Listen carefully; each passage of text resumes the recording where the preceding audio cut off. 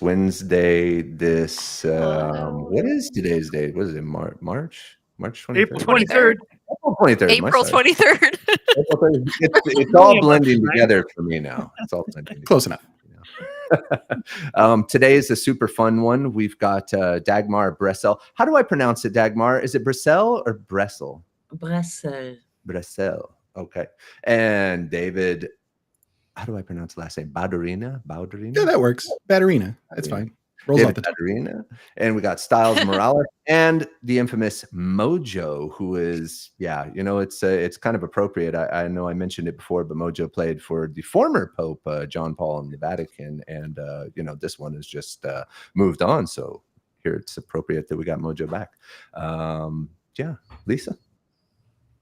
Yes. Hello, everyone. We're super excited to have everyone here today. We were joking earlier that we look like the Brady Bunch a little bit here, so it's kind of funny. But yes, we have everyone here on time, ready to go. We're very excited to have everyone here today, and super excited that Mojo could come back and play for us. He was a big hit last time he was on, and always full of joy and abundance. So we thought it would be great, since David wasn't able to make today's show, that we could have him come, and we would always like to have him back, regardless of if David's here or not. So thank you, Mojo, for joining us. My pleasure. Thanks for inviting me. Cool. So would you like a song? Yes. Without further ado, we present Mojo. All right. So I'm sitting at a baby grand piano, a Kawai. It's a little brighter than the Steinway I play sometimes, but it's still fun. And here we go. I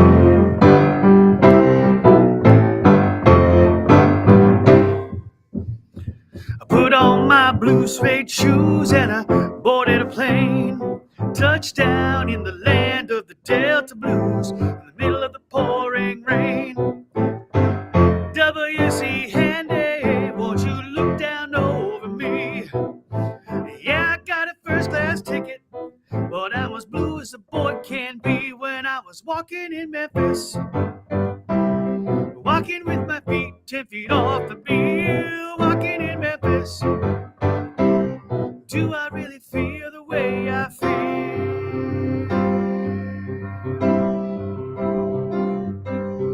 I saw the ghost of Elvis on Union Avenue. I followed him up to the gates of Graceland, and I watched him walk right through.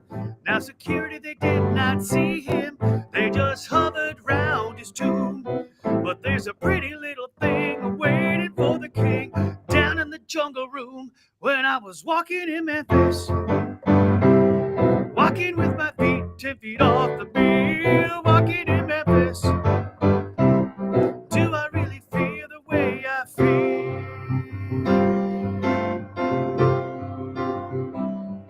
They got catfish on the table. They got gospel in the air. And Reverend Green will be glad to see you when you haven't got a prayer. But boy, you've got a prayer in Memphis. Now Muriel played the piano every Friday at the Hollywood, and they brought me down to see her, and they asked me if I would do a little number. So I sang with all my might, and she said, "Tell me, are you a Christian child?" And I said, "Ma'am, I am tonight." Walking in Memphis, walking with my feet 10 feet off the bill, walking in Memphis. Do I really feel the way I feel? Yes, I've been walking in Memphis, walking with my feet 10 feet off the bill, walking in Memphis, walking in Memphis. Do I really feel the way I feel?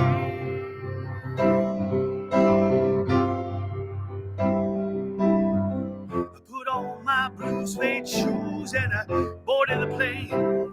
Touchdown in the land of the Delta Blues, in the middle of the pouring rain. Touchdown in the land of the Delta Blues,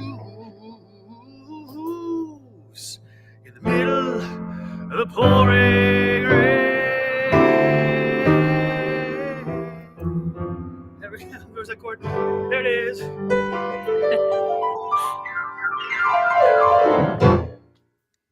Rockin' in Memphis. Awesome.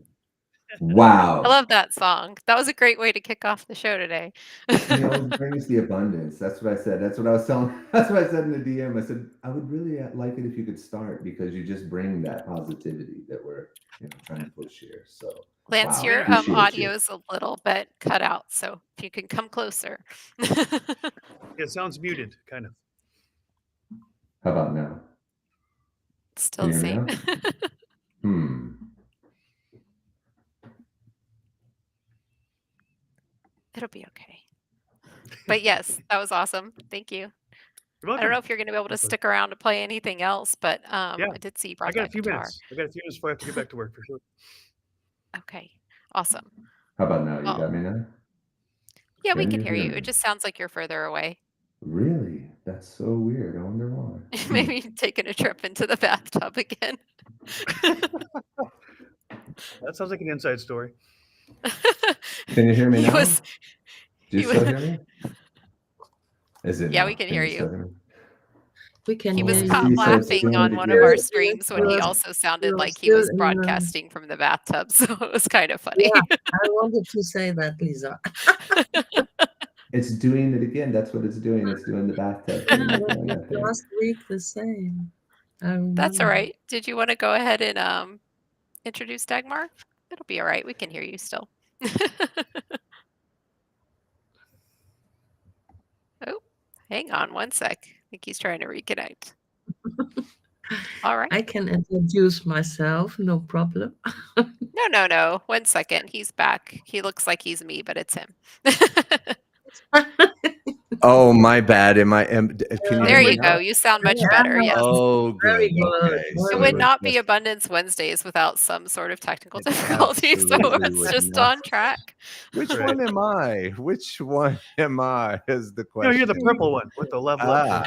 Okay, well, this is very awkward here. Yeah, but let me go ahead and talk about Dagmar. Dagmar Bressel, she is from she's in Hamburg right now, but she's been in the industry for over 30 years. I don't want to name drop all of her clients, but I mean, Procter & Gamble, some of the big boys out there. I mean, she is really, really honestly a titan in this industry, and I literally just found out about it yesterday. Honestly, Lisa looked her up on Perplexity before she came on, but I will tell you what I personally know I love about her, Perplexity. which is she is just an awesome community member. Since I very, very first got involved in all of this, Dagmar came out to say hello, complimented me on what I was doing.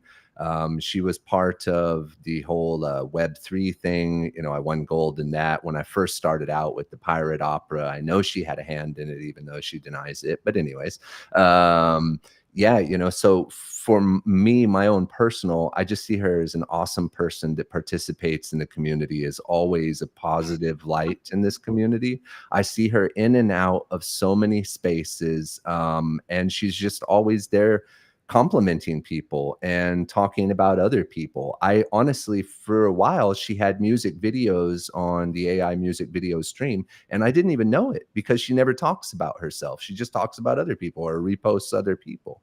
And then I was looking at her, and then I was talking to Laura over at AI music video one day, and she said, "Oh yes," she's like, "Did you see that new one that Dagmar did?" And I looked, I'm like, "Oh my God, she's making music videos." I had no idea.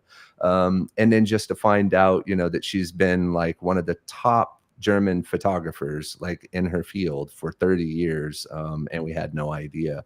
It's just, it just goes further to show that we know so many creative and awesome people in this community. And while I love everybody's backstories and accolades and what we've all done and accomplished in our lives, I'm far more interested in what people are doing right now in this community among, everybody. And she is one of the good ones there. So yeah, thanks for joining us today, Dagmar.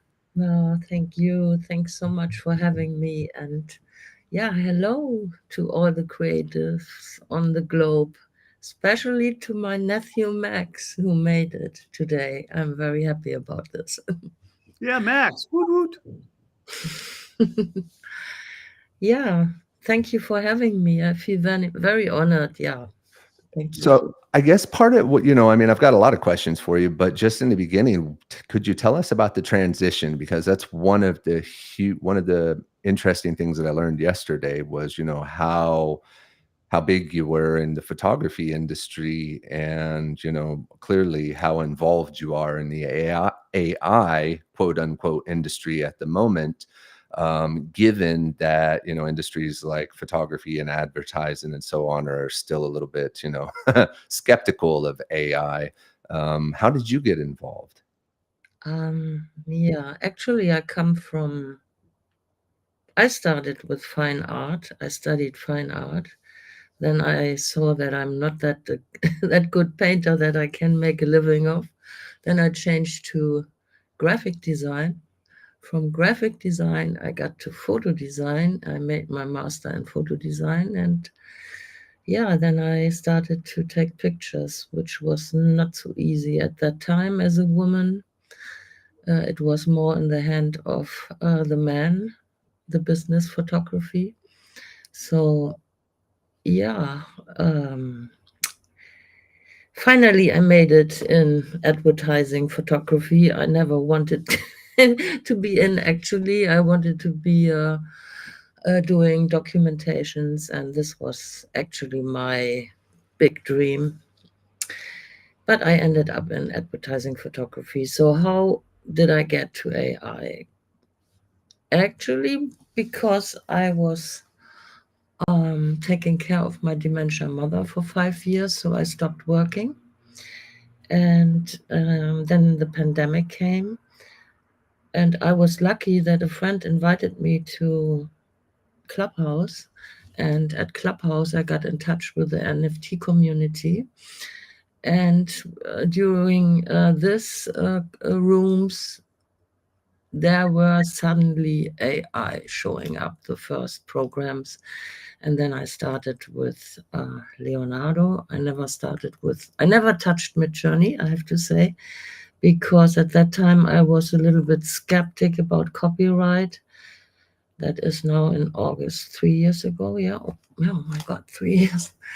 And Leonardo was the first platform where I could upload my own photography. So I started with this, and this made it easier for me to open up for AI, because I didn't have that bad feeling about copyright and blah and blah. Everybody knows these discussions. Yeah, that's how I started. It's awesome because I also love Leonardo. That's like my favorite thing that I Yeah. use all the time. So I was like, we had Midjourney, but I just didn't really use it that much. Nothing against Midjourney, but yeah, I really liked Leonardo too. So I'm always happy when other people are using it because I think it's really great. And I don't know if people talk about it enough.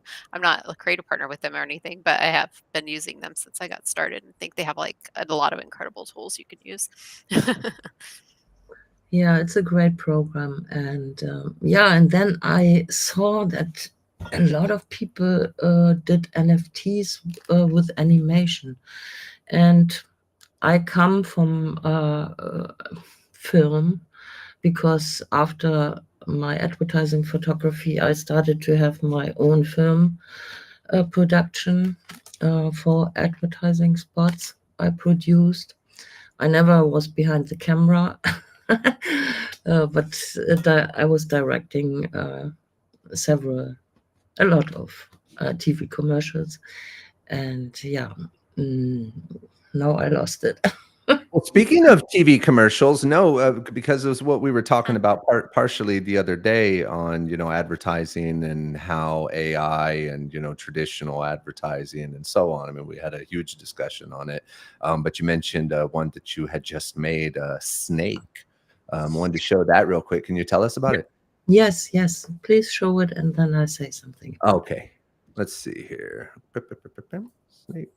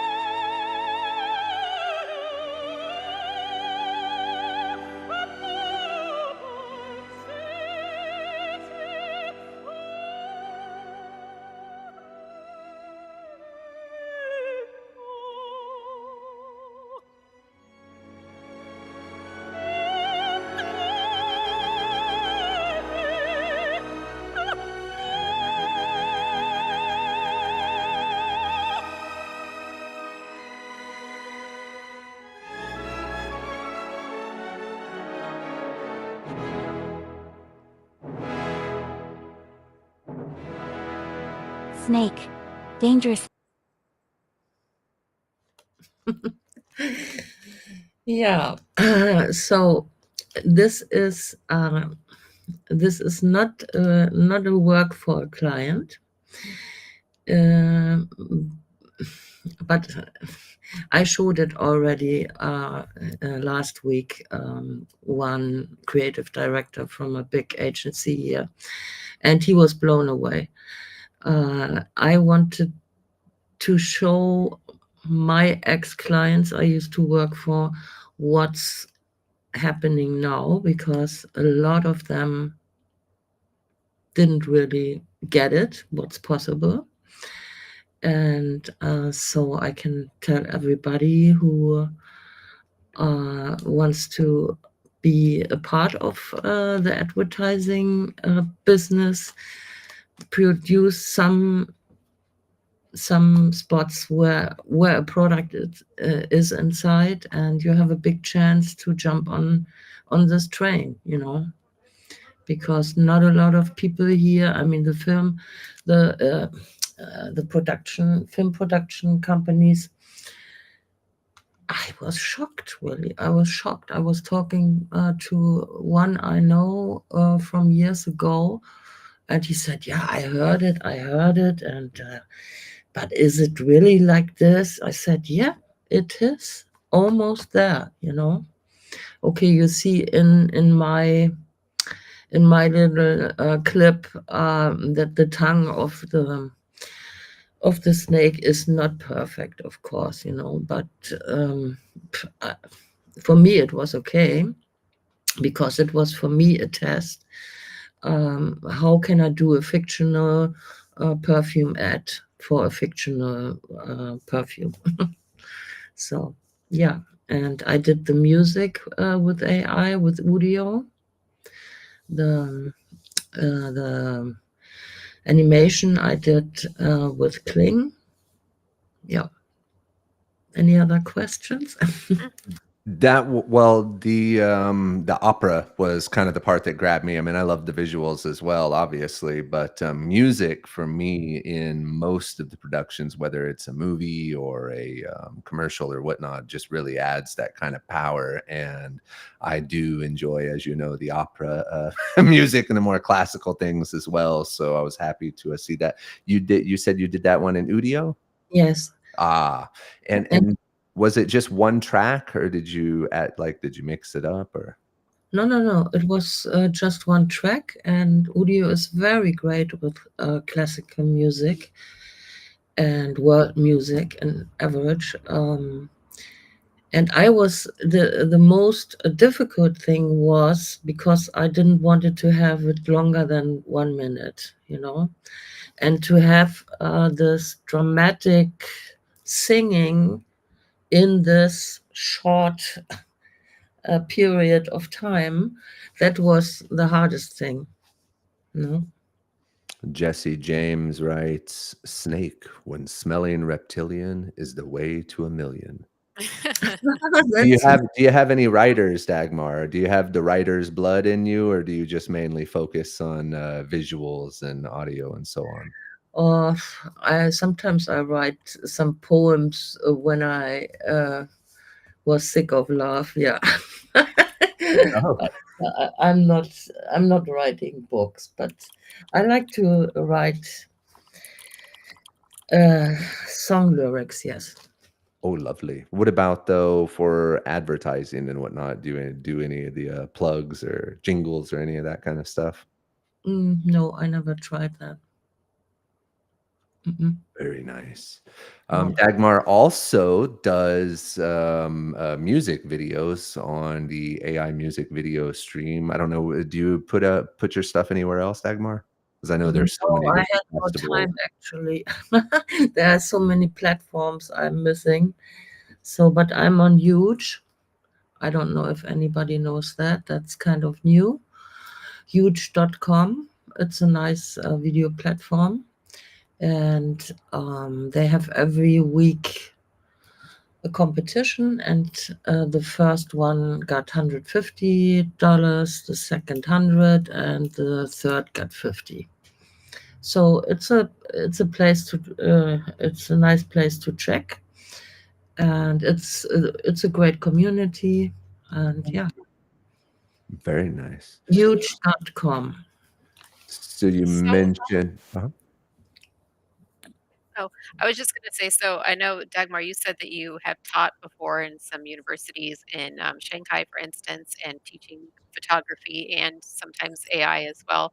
And I think that one of the things I was interested in is, and probably we'll talk to David a little bit about the same thing that kind of goes on in the author community, but we were talking a little bit with you about just in the photography world, because I think a lot of what we're trying to do here and with the other ventures that we're starting is bring more people into the world of AI, because that's going to be just the world that exists pretty soon. And there is still a lot of pushback from, I guess, traditional artists. And it's funny because, we were kind of joking about how I know you have more experience than I do, but I even remember back in the '90s when there was a lot of pushback against tools like Photoshop and things, and traditional photographers saying it's gonna ruin us, and then now it's just ubiquitous, and then these same people who are using Photoshop and all these tools are really upset about AI, and, like, I think that it just create, especially the community we have here, is more forward thinking perhaps, and that we've lived through a lot of technological change, so this is all just the next step for us, but Yeah, yeah. I mean, I'm an old bitch, but in my head, I'm young. And yes, all of us are. That's why we're here together having fun. but and I love to adventure new technology, I always did. Like you said, with Photoshop, where my colleagues were really cutting my head off almost when I started with Photoshop. And then they came running 1.5 year later in my studio and begged me for some lessons. And yeah, it's kind of deja vu with AI now, because a lot of my colleagues are saying, "Oh, I don't want to touch it. They take our jobs." And I say it's just another tool. You have to go with the time. You have to see what's possible. At least you have to know what's possible with this new tool, and then you can decide. Yeah, I agree. It doesn't really benefit anyone to, you can keep your head in the sand or try to fight against it, but the best thing to do usually is to learn how to adapt to it. Especially now, I think we're still kind of at the forefront, even though people are finding more out about it. But people like you who are out there pushing the boundaries and using all of your many years of traditional experience and then using that and trying to help bring other people into the new world. I think that the work that you're doing is, a great example because, like, anybody can make anything, as you know, but if you have that eye for knowing how to sell something or which music choice to pick, and that's all kinds of things that you still need that human experience element, that the AI can come up with ideas, but it's not going to be able to take the vision to life. So I think that the work that you're doing is really uh, wonderful, and that you have Oh, still thank you. your creative vision and you're able to express that using the AI tools. I think that that's just it shows the difference between someone with your experience versus, people who are just kind of playing around, may or may not be able to reach the same level of depth in their work. So I think that really shows in what you're doing. Yeah, thanks so much. And I have to say here to every photographer who's maybe here in the audience, um, I could really benefit from my knowledge of photography to put in the prompts. So I could adapt my knowledge and put it into a new tool. So this is what I really enjoyed. And we're definitely going to need those prompts and everything we were talking about yesterday. Like I said, I super duper appreciate you, Dagmar. It's been awesome knowing you the entire time. I love everybody that's involved with this community. You've always been positive and supportive of everybody. Yeah, I like to lift people up. This is why I work as a teacher to, yeah, 25 years. I was also working here in the university in Kiel for 3 years during my normal work because I like to educate people. But even there in this university, I had not problems with the students. Sorry.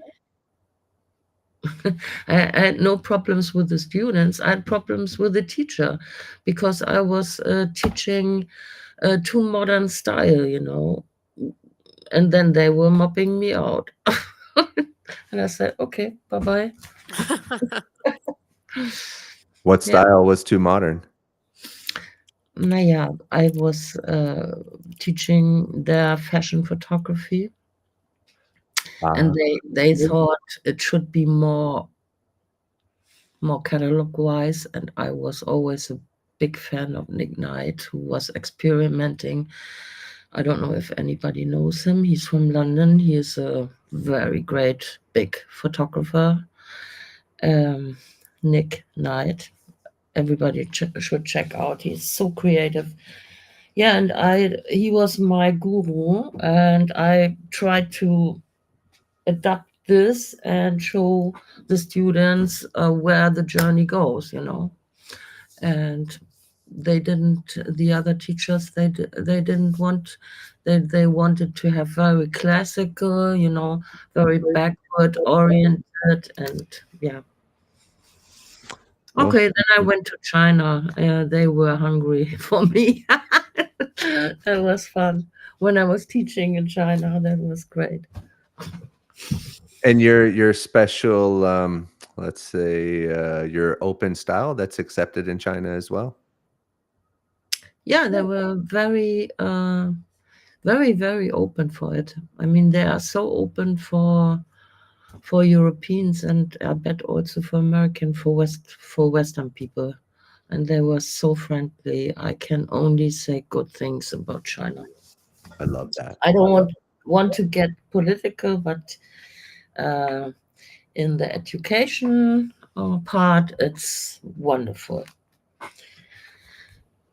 Well, And for those of us who've lived yeah, all over the world, anybody who is interested to teach there can DM me, because I have my girlfriend. She is from China. I met her by accident 18 years ago here in Germany in an Italian restaurant. She's from Shanghai. And yeah, later we stayed in contact, and then she became a professor for 3 universities, art universities in China. She's a big number now. And she asked me, come, please teach. You're so good. And we are always looking for Western people who like to teach, you know. Yeah. that's so awesome. And I think it's so neat that, so necessary, that the hate which got produced from the media against China, I'm not happy about it, you know, because the people there are very nice people. Yeah, for So sure. There's some nice people all around build the a world, bridge so with hopefully, art. Let's build a bridge with art, you know, right? and don't listen to the idiots who say, China wants to get us. China, bad. No. Well, I Okay. think we back wanted to be able to to- play one of your the new video you put out, because it was a little bit, I think you said, different than your typical style, but I really liked it. The control video that's Oh yeah, probably, I'm control. guessing, going to be on the stream soon, but we can play it here for everyone who had missed it so far. Yes. Yeah, I got bored of my commercial stuff. So I was thinking I do some arty thing, and I had fun with this. The music I did with audio, Okay, awesome. and the animation I did in Vido.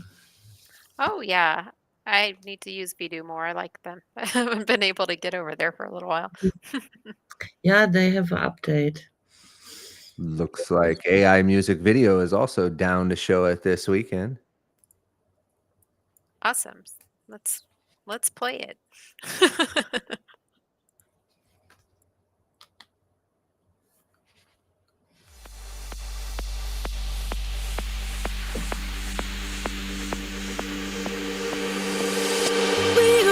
above the noise. Yeah, be the rhythm, take control. Hands up, we're making choice. Yeah, dance like there's no tomorrow. Let the beat ignite the night. Together we will reach new heights. We don't stop, we ride the fire. Hearts like drums, taking us higher. Sky turns gold, we're breaking out. This is home, no fear, no doubt.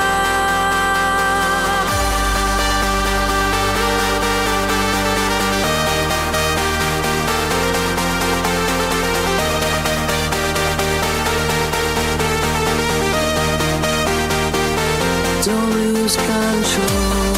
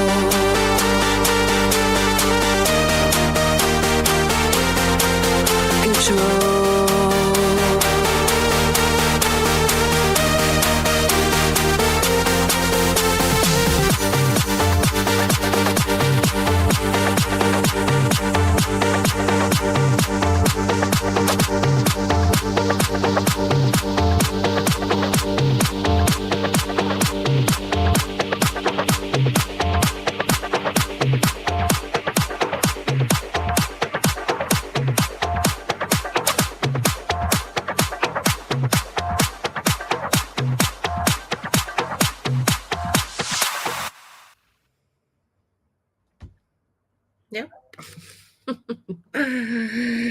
have announced the song over here. It's very catchy. I like it. Thanks so much. Ooh, I love that one. It was really just like, it felt like it was building the whole time. I'm just like, all right, let's go. I know, it's like it's over. I wanted it to keep Yeah. going. I was waiting. I'm like, wait a second, it's done. No, more. Thanks so Awesome. much, friends. Thank you for coming today. We really, really appreciate it. I was really excited to have you on, and I know that you are want to help be part of our Yeah. foundation stuff we're doing, and we're just really grateful to have you around. Thank you. I was so nervous. I hope I didn't talk too much Oh. bullshit. You are awesome. you You were are awesome, Dagmar. And you wonderful. are welcome anytime. And we are super duper grateful to have you on board at the foundation as well. Yeah. Thank you. Awesome. Thank you. All right, let's get David up here. Yeah, I'm looking forward to see what he's you. doing. All right, 1 second. This thing on? It is, Oh boy. yes. Look out. So, David Batterina, we are very excited to have here today.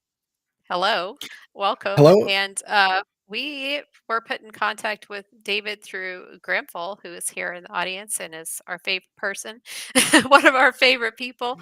One of mine too. And it was actually, I had watched, David has a web series called The Mirthquake Web Show, and he actually interviewed Grimful, and I had watched his interview with him after that came out. So I kind of already got to see what that was all about, which was really cool.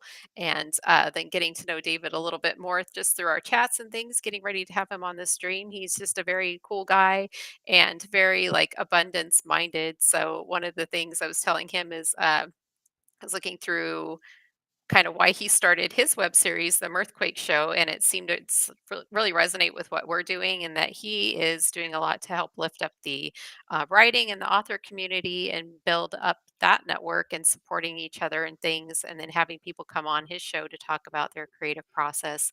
And so it seemed like right in line with kind of the thing that we're doing, trying to help support and amplify each other. So it's exciting to have him on today. But David has a great background as well. He is a successful writer and a successful YouTube channel runner with his show. He just re-released his debut novel from 2020, which I believe was The Caretaker, right, David? Correct. It's a Yep. psychological thriller. And then he's also written, That one. here's his website, Space Pew Pew, which is a space opera about friendship, Yep. loyalty, and camaraderie. So that sounds very good. I don't know if it's like a Firefly sort of maybe Uh, vibe to it, yeah, but you got similar vibes for sure. And okay. then you post up the Amazon link for my latest one, Oh, how to yes. expose yourself to women.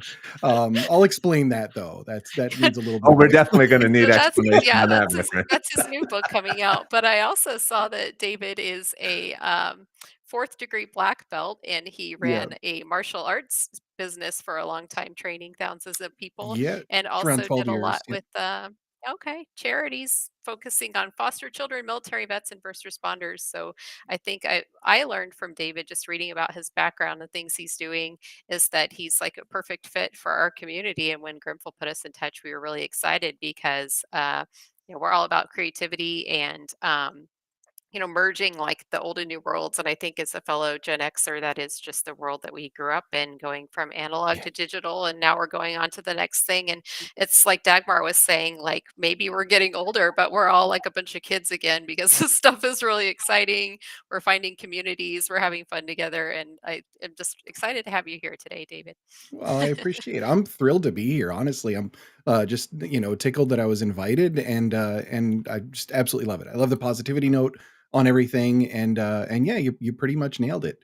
For for a bit of my background in a lot of those things, and kind of where I come from, I see creativity to me is the most fascinating topic because I'm enthralled with the idea that humans just have all of these neurons firing in their brain, and then all of a sudden something that's just been locked in there through your experiences in your life for however long it's been, um, makes connections and gets put out into the world and then can affect other people. And I think that's really that's, to me, that's just like magical. And so that's why I like to focus on creativity, and I like to do everything I can to unleash my own. Awesome. So, I guess, well, maybe tell us a little bit about your when did you first get The started with journey. writing? Yeah. Yes. Okay. Yep. No, I got you. I got you. So, I've always wanted to, and I've always been that kind of creative person. And when I was a kid, I have older siblings. I'm the youngest by 10 years, and my two older brothers used to play Dungeons and Dragons, and they'd be at the table at night with their high school buddies, and I was probably like 7 or 8 years old, and just watching these mystical worlds unfold before me, and I just thought everybody was so cool, and all of that. And it really just kind of, I don't know, I guess that's where the storytelling bug sort of came in. And I tried through high school and things to put some words down, but never anything that was really working for me, or anything that I was like all that serious about. Um, Wrote a couple short stories and things like that. And then, you have life that happens, and kids happen, and jobs happen, and you're moving around, and relationships are starting and failing, and just like all of that general stuff that's going on as you're just sort of finding your way. And I got to a point where I was like, I really want to take this more seriously, and I want to write the book. And I started one story that I was about 20 to 30,000 words into, and there was, and this is just one of those cool creativity things that I mentioned before. I ended up just by accident in a small writers group at a cafe, just like 3 or 4 people there every Saturday, and I would hang out with them for about an hour, and we just talk stuff. And once in a while, we tried writing to a prompt, and I have all these decks of cards that have just like random writing prompts and things like that. And I pulled one of the cards out of the deck, and the card was, "What is the oldest item you own?" And it was just a basic writing prompt. And I was like, all right, that's kind of cool. I can talk about like my grandfather's ring, or, whatever it is that I've got laying around the house that's just old, like maybe, I don't know, like the tapioca pudding that was in the back of my fridge or whatever. And so I had this idea to just write something fictionalized instead. And that turned into the first chapter of The Caretaker, which is right here. Now here's the thing. I started, and I was pretty excited about it, and I read it to the people um, the writers group, and they were like, "Where's the rest of this? Because this is really, really cool." And I'm like, well, okay, it's time to do the writer thing and abandon the project that I was working on and just focus on the new thing because it's more exciting. So I did that and I started writing, and I was a few thousand words into that book when my big brother suddenly passed away.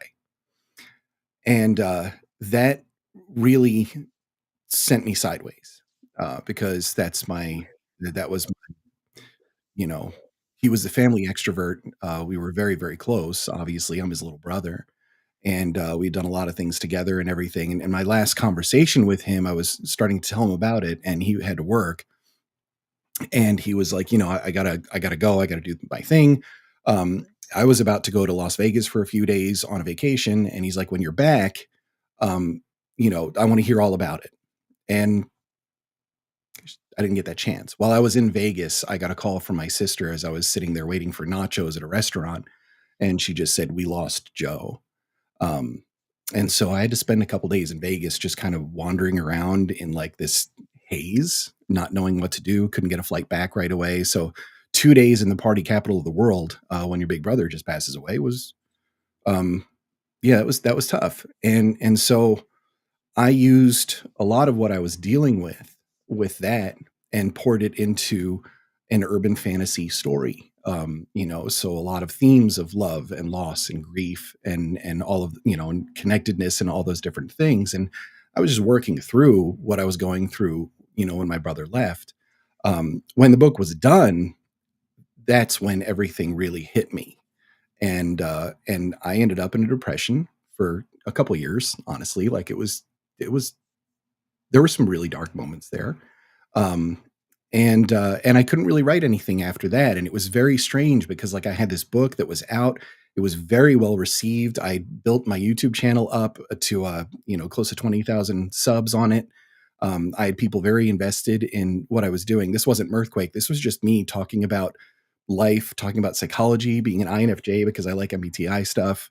And a little bit of writing. And so I had a lot of like really close people. I made great friends through doing all of that, and I worked really hard on that channel to build it up. So by the time I released the book, I had great sales, more than most indie authors would ever hope for on a debut novel, because I did the work building a fan base before I had the words down.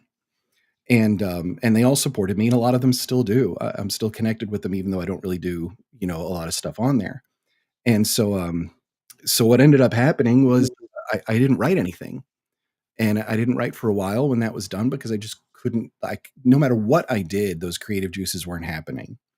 And, I tried, and then there was a moment, and I was trying, I'd moved, just a lot of life changes happened, right in the aftermath of that because, kind of, it was like sending a bomb into your family dynamic. Like everything just scattered and was just forever changed for all of us and still is. So I took some time and I, tried to get some words down here or there, tried working on some projects. And there was one day in particular where I was happy. I, woke up in the morning, I took a walk to my favorite coffee shop. All of my devices were charged. I actually got the corner seat that I loved with the charger, like with the outlet right next to it. Like everything was perfect, had my coffee, had my sandwich, and started to write. And just this cloud started coming over me. And so I packed up. I went home. I turned a camera on because I was still making videos at this point, just really open about what I was struggling with. And I started writing a letter to my brother, and it got really really intense. And I just sort of dumped a lot of things out at that point, getting a little upset, but um, and I had words for him, that I was pissed off that he left.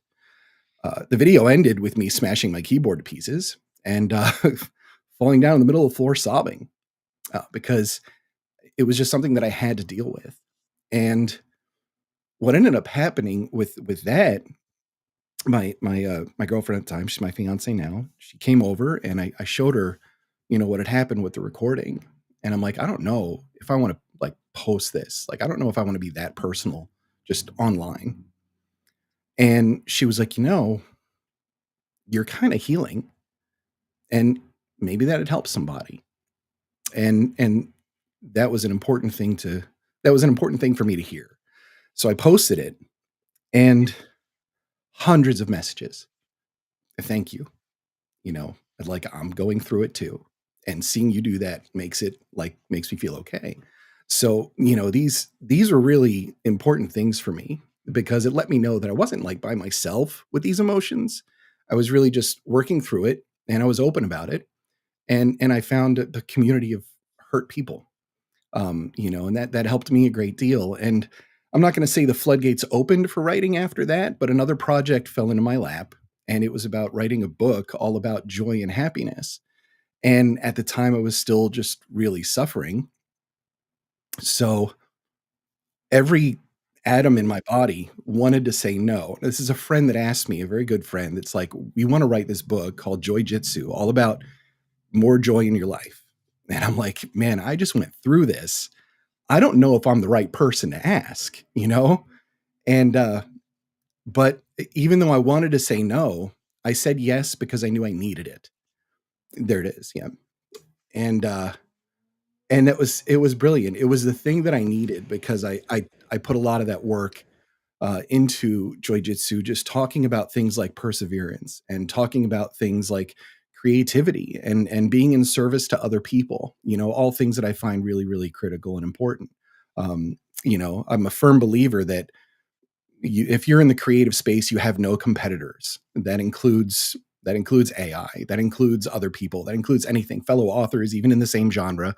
We don't compete. More readers helps all of us, and so I really try to focus on that. So this project landed at just the right time, and it helped kind of jostle some more of the creativity loose, and it allowed me the room to write Space Pew Pew, which is an absurd sci-fi space opera, but it's at its heart, it's got a lot of heart with the characters, and it's about their relationships, even though I'm putting them in the most ridiculous circumstances in space. Like think a little bit of Spaceballs, a little bit of Fifth Element, Firefly, Galaxy Quest. It's like it's got that entire vibe to it.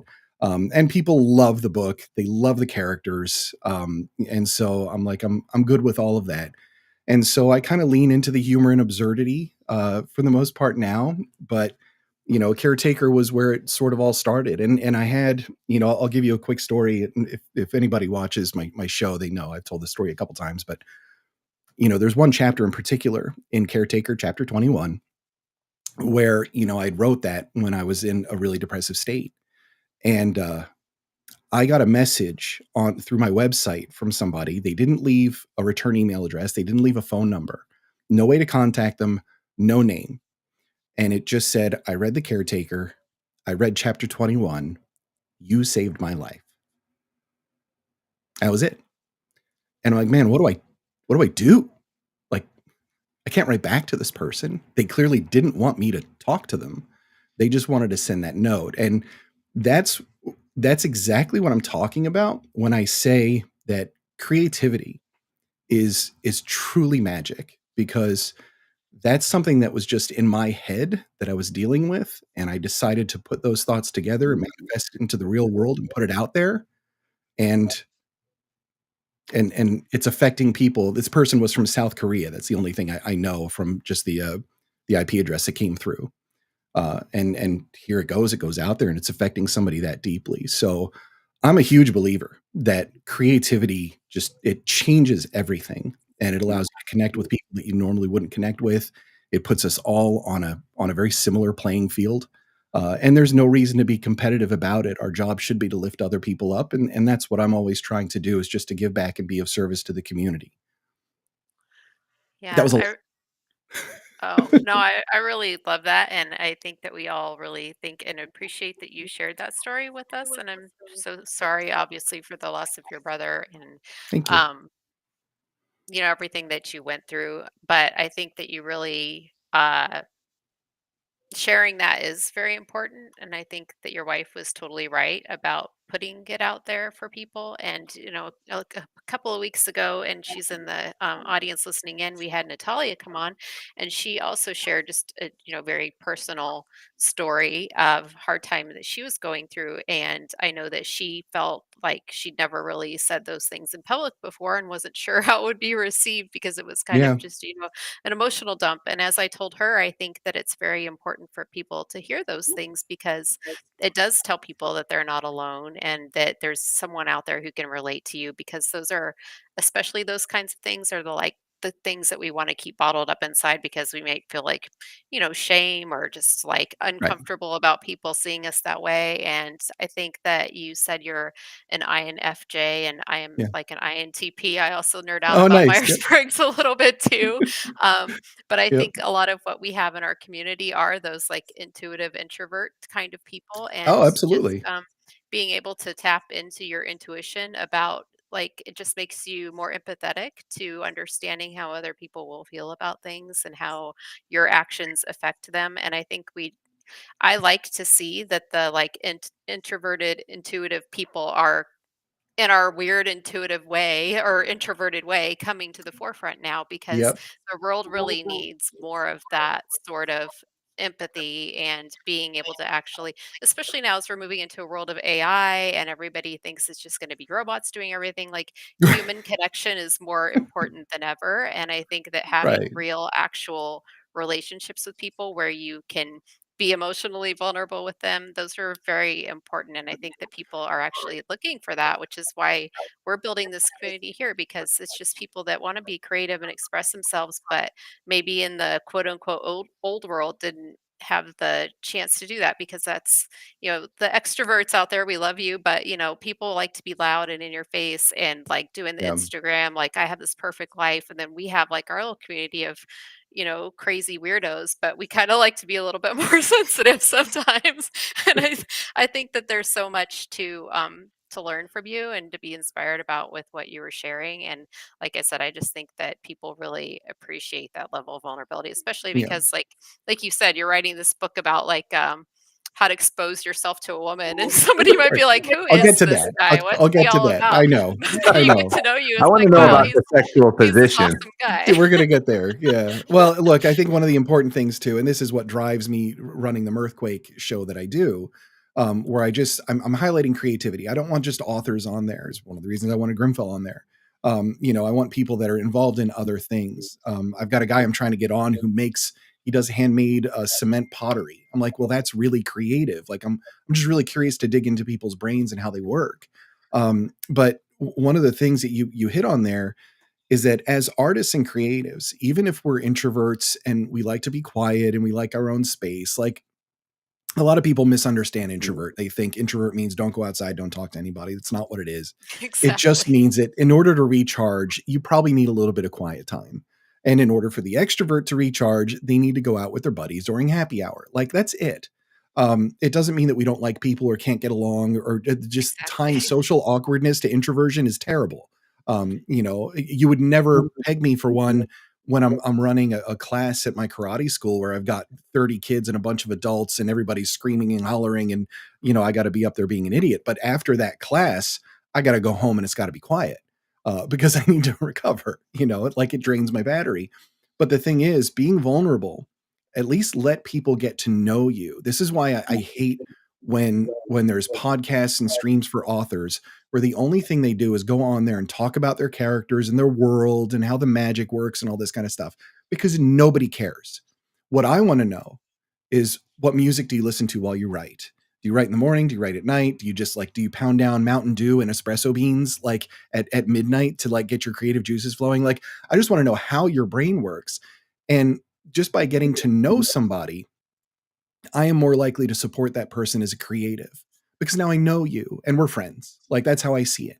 I don't care about all your other stuff. And so authors in particular, they're such curmudgeons, just like, I don't like the sound of my voice. I don't like how I look on screen. Like, I don't care. Like, get your butt on the screen.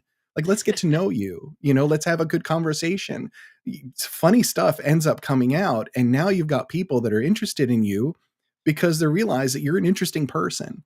And there's a lot to be said for that, and just presenting yourself and your brand and your creativity and getting it out there. I think it makes a huge difference for the people that see you. Yeah, exactly. And I agree 100% about the misconception people have of introverts. And it's funny because that's like one of the things I was talking about to my husband with doing the show, and the people that we have on, a lot of them are introverts, and they say, "Oh, Yeah. I'm shy. I don't know what I'm going to say." But the thing about us introverts is that because we don't really like superficial tell me about yourself kind of questions, they're awkward, but you got to just tap into what an introvert is actually passionate about, because the minute you do, they become this like open book of like, okay, you guys, I got to be the heavy. We got to wrap up here. You've had Yeah. your time. They won't Because shut up. people just exactly, Yeah, but it's what I'm you have doing to right like now. exactly. And so you just have to be able to tap into what people are So, passionate about, and then you're gonna just talk uh, and talk. But no, we love it. That's what you're yeah. here for. Tell us about yourself. But yes, here's your book, How to All Expose right. Yourself to Women. So how to expose yourself to women, just the pre-orders just opened up yesterday, right? And I had this idea a while, because look, I'm an absurdist at heart. I like absurd comedy. I like stuff that's just weird. I really dig into humor. I believe that humor is just like it.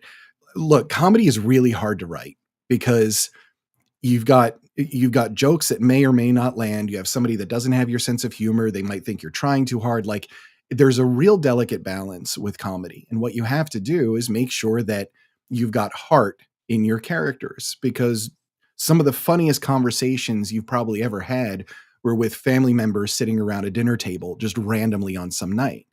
And that's the kind of thing that as an author, I'm trying to tap into, is that vibe, where people are around. So I had this random thought one day of, I want to write a book all about, relationships, like, men trying to connect with their woman.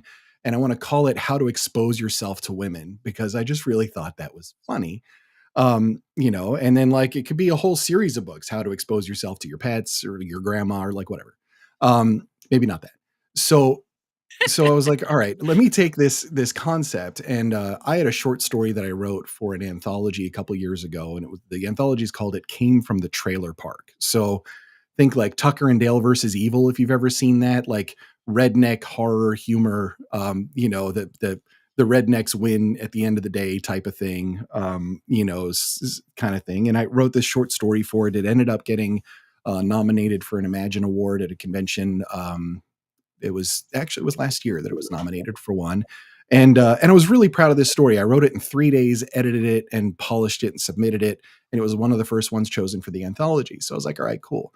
And I had these two redneck characters in there. One of them's 18 years old. It's his birthday, and his degenerate uncle has taken him into the Alabama swamp to like make a man weekend type of thing, and I wrote these two characters, and the degenerate uncle, right, just this sleaze bag of a character. I loved writing that character, and just highlighting how absurd, just all the logic was wrong. Like everything about him was just like totally, it just couldn't be redeemed in any way. And I'm like, man, this guy was fun. So I decided to run with this How to Expose Yourself to Women story. And I have this sort of fake lore that at the end of the short story I wrote, Chester, the 18-year-old, drives off with his uncle's car because his uncle goes missing, and ends up finding in the glove box a book that his degenerate uncle was trying to write, called How to Expose Yourself to Women. So I decided to just write the uncle's book and then publish it along with the short story. So it is the worst, most misogynistic, terrible advice and opinions you could possibly have from sleazebag Uncle Floyd. And he really just like breaks it down, and I like, this is a no holds barred, inviting cancel culture kind of book, because I really want it, like, and I get to step back as the author and say, it's not me, it's Uncle Floyd. Like his name is on there as a Blame thing. that I guy. actually, just 20 minutes before the stream started, I got my sample copy of it, my first Okay, sample copy to go congrats. over it. So Awesome. like it's got the not for resale all over it and all that, just to get it, make sure like the print was right. And it came out brilliantly. Like it worked just the way I wanted it to. Amazon doesn't let you pre-order paperbacks. You can only do ebooks on a pre-order. But May 14th is my birthday. I'm turning 50. And I'm like, you know what? I want to release a book on my birthday. And what better book than How to Expose Yourself to Women, releasing on my birthday. So my editor that went through it, he's the only one that's read it at this point. And he had told me, he's like, I had to stop editing this book because my face hurt from all the stuff you've got in here. And most of his comments in the editing document were just like, oh my God, like, I can't believe you wrote that. I'm like, well, it's not me, it's Uncle Floyd. So yeah, I lean into the comedy, and this is going to end up tying into the Space Pew Pew universe that I have for book 2. And one of my characters in the far future is going to come across this ancient work to help him get the girl of his dreams. And he's going to follow the advice, and it's going to be hysterical. And I can't wait to write it. So, yeah, I've just kind of been leaning into the absurdist comedy because I'm like, that's just where I naturally go. Even if I'm writing serious, I've got to throw something, like I can't help myself. And so I grew up on movies like Airplane and Spaceballs and, all that Yeah. sort of stuff. Like it's just ingrained in me, as that, back when Gen X humor was like no holds barred. Like I was like Yeah. 10 years old watching Police Academy and Revenge of the Nerds. Like, could you imagine making those movies today and having a 10-year just be like, yeah, just watch this. Like, oh my goodness gracious. So that's kind of where that came. That's where that came out of. Awesome. Well, we're excited and congratulations for getting your copy today. We're excited for your Yeah. release. And now I Thank want you. to go back and read your other books because I have not had a time to read books for a little while now. But one of these days, I will buy the book. And when I actually read it, might be a different thing. But I will, in fact, purchase the book to support you. I got a couple But Spaceballs is great. I got a couple of readers in the chat here and stuff like that. They know my stuff.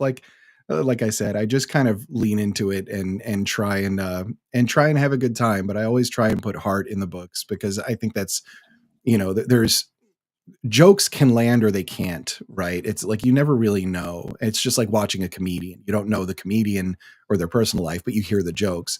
And so I always find that, leaning on real human emotions and things that we all experience, like love and anger and hate and disgust and all of those different things, if we hone in on those, everything is relatable, even if it's got humor in it. So awesome. Well, thank you so much for coming today. This was really fun, and we should definitely have you back again sometime because it love was a to lot of fun anytime. having you on here.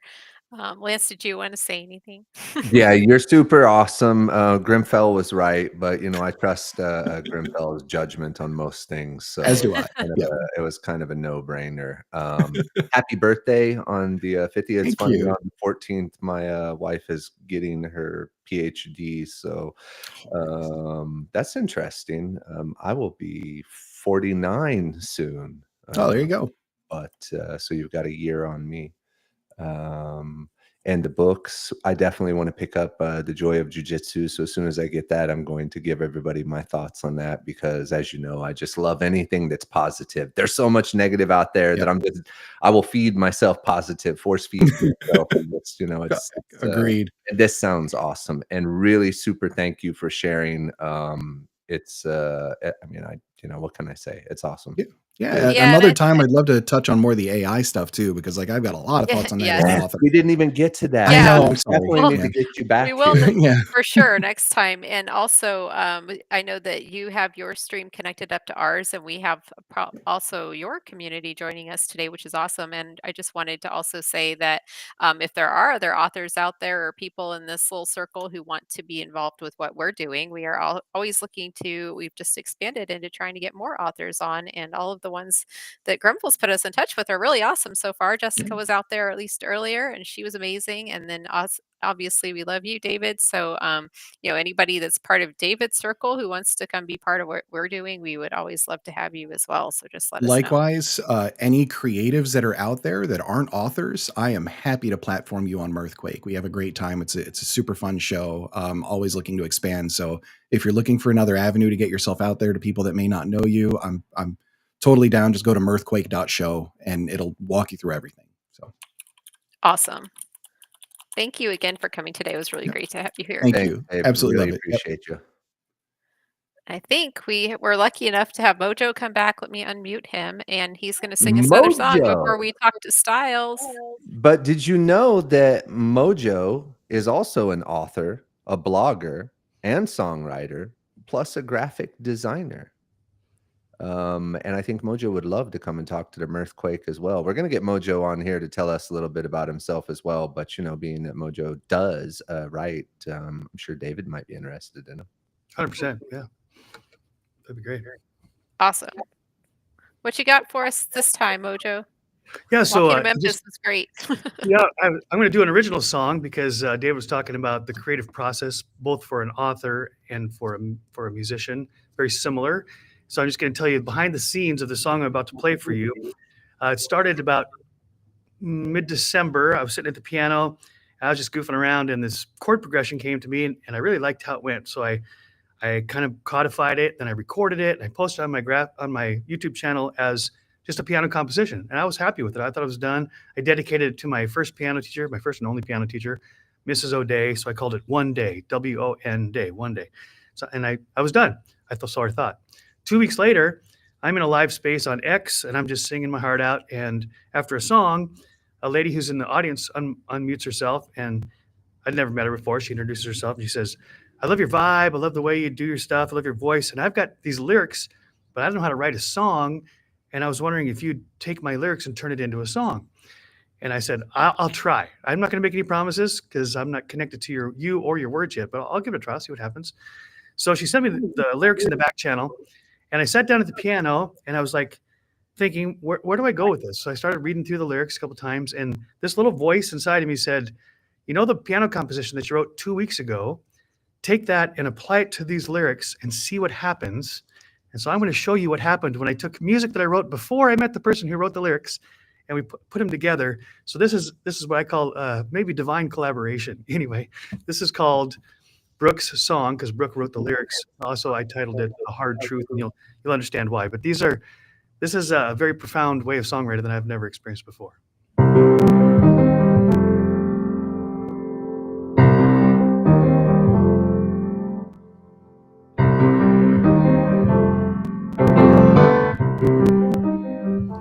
My quivering heart wants to tell you so much.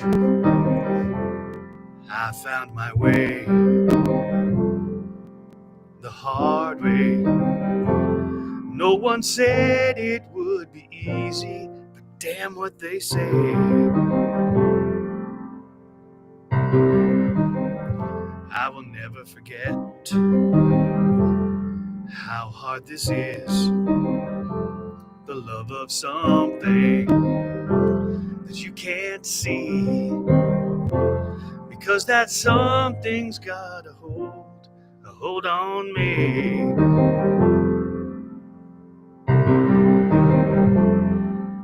Look around and tell me, what do you see?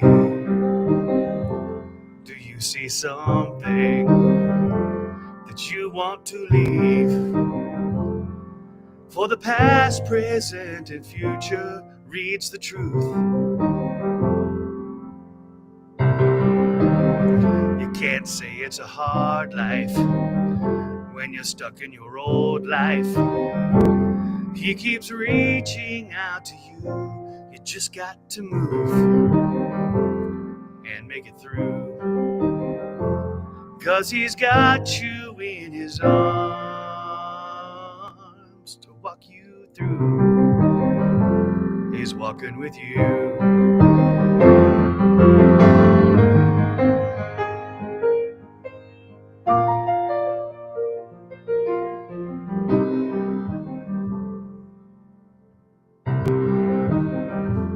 You say you can't hide from the truth. You don't have to hide from the truth, 'cause you want to be free. The truth will set you free. He keeps reaching out to you. You just got to move and to make it through. 'Cause he's got you in his arms to walk walk with you. He's walking with you.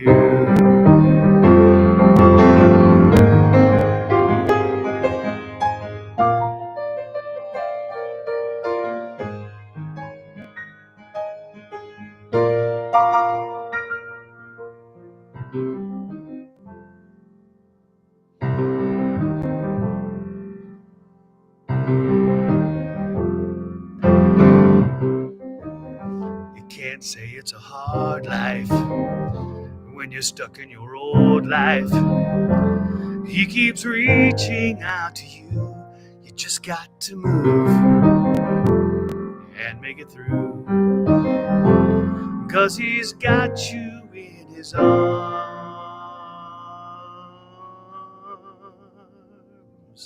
to walk you through. He's walking with you. He'll walk you through.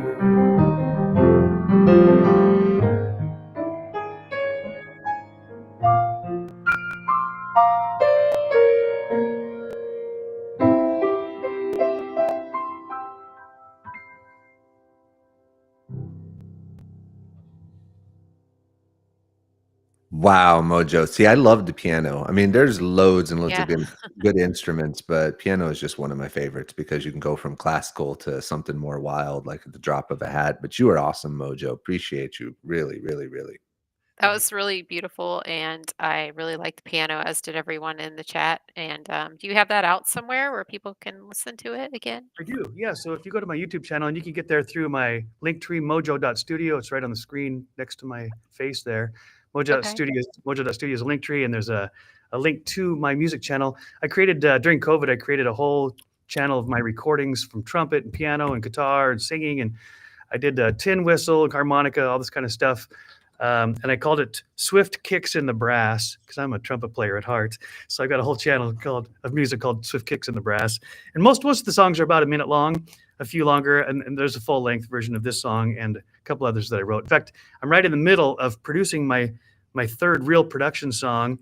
This song came to me just a few days right before Easter. Started with a phrase, 4 phrases, and then I was just reciting the phrases to myself over and over again. And a melody came for the chorus. I shared it with a few friends, and one who's a producer, and he says, "Let's turn this into a song." And I said, I can't afford that. He says, "No, I will turn it into a song for you at no charge. I believe in this song, and I want to be a part of it." So we connected on Easter, and on Easter Sunday, I wrote the verses to it, fleshed out the song, and he right now is in the studio putting his magic sonic touches on it. So a brand new Mojo song is in the works, but ready to be released any day now. Awesome. Great. Well, I put your link in the chat there for everyone, and they can also, of course, check out your profile. But thank you for coming back again and singing another song for us, which playing the piano. It was just really beautiful. And God, I love that one. I know we're excited that you keep coming back. And one of these days, we will actually like have you on to talk more about yourself instead of just playing us music. But we love to hear your stories that go along with them as well. Cool.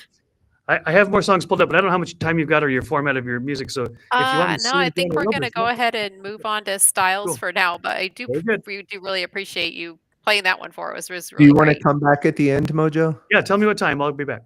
Okay, awesome. Thank you. Is that half an hour or so? Oh, possibly, yes. Okay. Yeah, we'll try to be done around then. Thank you. All right. Awesome. Let me unmute Styles. Great. So we are very excited. I was very excited to have Styles Morales here today, Lee. And I guess like when Lance and I first got started with doing Abundance Wednesdays, and we were like, I don't know, what should we do? Talk to people? We'll figure it out. It was funny because Styles was one of the first people that came on and started talking about stuff. And on that space, he was sharing a lot about what he's been doing in Blender and 3D and AI and all of that. And I know that he was really inspiring to a lot of people listening in on the space that day, and it was really cool that he came. But I guess we've been kind of like ex friends for a while now, getting to know each other a little bit. And I'm just always like inspired by seeing what he's doing, and then getting to know him more. I was like, wow, he's just super talented. So if you don't know, Lee began his journey as a freestyle hip hop MC, and he's open for people like Ludacris and Busta Rhymes and Method Man. And he was around all these really popular people back in the day, and I think that's really cool. And then, as I think that's the case with many of us, kind of like post-COVID and all this, people started pivoting into doing other things, and he started toward his film and storytelling journey, which is kind of his first love, I think. So if you follow him, which hopefully you are, you'll see that he's always putting out a lot of what he's learning in things like Blender, Unreal Engine. He's putting out a ton of different tutorials, prompts he puts out, just awesome content that he's making with himself and with the characters he's developed. He's working on a lot of different projects. He's working on his passion project, Spider Gates, which is a supernatural story he's been wanting to make for a long time. And I think that's the thing he's putting a lot of his work into. But besides that, one of the things he's making is The Chaotic Life of Yumi, which if you've probably been following me and our stuff for a while, you'll see that I was like super happy with his Project Odyssey submission. I'm not me without you, and we're going to play that on the stream here because it's like honestly one of my favorite things. I love it so much. And I bought his NFT. I've seen it a ton of times. I was like, well, we're playing that, and then whatever else he wants to play is fine, but I'm gonna make everyone watch that because it's awesome. And we could probably talk to him forever, so we'll try to keep it on track today, but he's doing so many things. He's working on a theatrical animated film, The Spider Story, which is about Anansi, the trickster spider from Caribbean folklore, and working with team on that. And he's just been around the AI and 3D space for a while now, working with a lot of talented people, and has a lot to share with us. So anyway, welcome. Thank you for coming today. Really excited you're here. No problem. Thanks for having me back, and it's good to see everybody. Good to meet some new faces, as well as some of the faces that I met in the beginning of the the like you said, the first space that you guys did. So AI Dreams and and the rest of y'all. I love that. Still, Silly calls me AI Dreams. The cat's out of the bag now, Styles. I'm just Lance. Everybody got tired of saying the mouthful of AI Dreams. So this is a AI Dreams. I mean, I didn't even know his name for a while. Every time I was talking to my husband, I was like, in AI Dreams. I don't know who this guy is. They made rainbow hands about my name. I did. It's funny. Made rainbow hands. So yeah, so we've now everyone knows who we are, so it's fine. Awesome. So, all right. Well, do you want to play his video maybe to start off so everyone can see it? Do you have it ready? Yes, let's. Then we can talk to him. One sec. Drop it.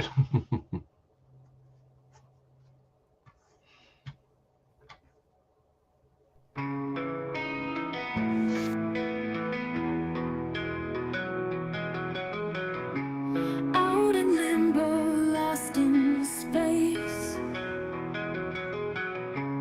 Echoes fading, can't keep pace. Questions linger, heart in strife. Needing you to feel alive. I'm not me without you. Pieces crumble in the blue. Worlds a shadow, nothing's true. I'm not me without you.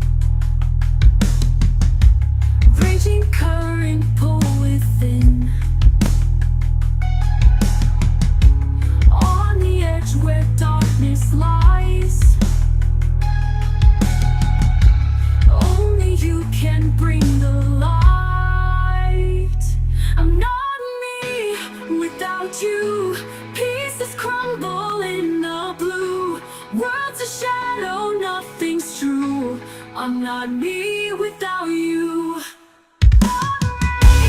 Without you, pieces crumble in the blue. World's a shadow, nothing's true. I'm not me without you.